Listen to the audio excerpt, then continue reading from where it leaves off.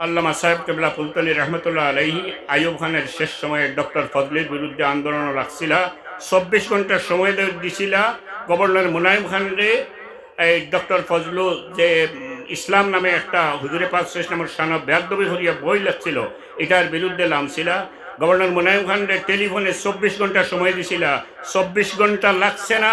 আল্লাহর বন্দার এই টেলিফোনের বদৌলতে 8 ঘন্টা পরে রেডিও পাকিস্তান থেকে ঘোষণা করা হয়েছে ডক্টর ফজলুরে সাসপেন্ড করা হয়েছে। আমরার বাচ্চান যারা আছে ক্লাস 6-এ 4-এ মাদ্রাসায় হোক স্কুলে হোক, আমরার বাচ্চান অবশ্যই বান্দরের বাচ্চান না, আমরা আশরাফুল মাখলুকাত, সৃষ্টির সেরা আল্লাহ আমরা ঘোষণা করছেন।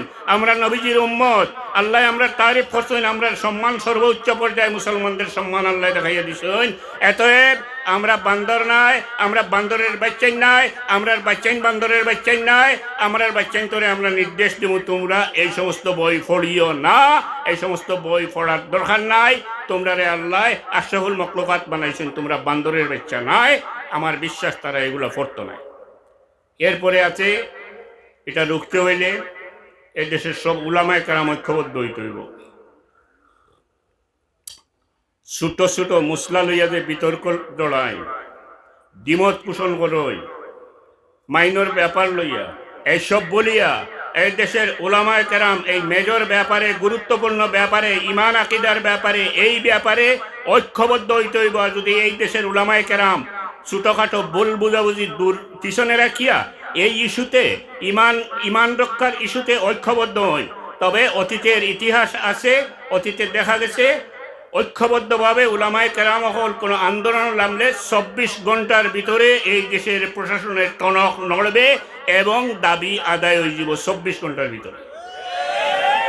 এটা হইছে আল্লামা সাহেব কেবলা ফুলতলি রহমতুল্লাহ আলাইহি দৃঢ় চেতা আল্লাহর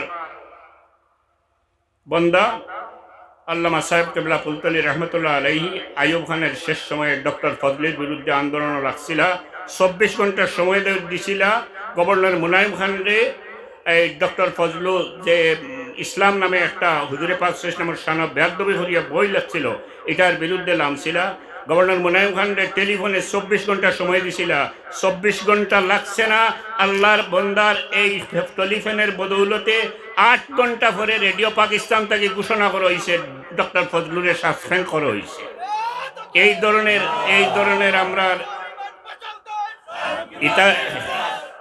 এই ধরনের নেতৃত্বের দরকার। সাহেব কেবলা রহমতুল্লাহ আলাইহি ইমান আকিদার বিরুদ্ধে কোনো আপোষ কারো লোকে করছেন না এবং তাঁদের কোনো শক্তিও দমাইয়া রাখতে পারছে না। এই দেশে বহুত কিছু হইয়া গেছে, অনেক কিছু হইয়া গেছে, তাই ইতিহাস এখন ইচ্ছা থাকলেও খাওয়া যায় না মুখ সিলাই করা।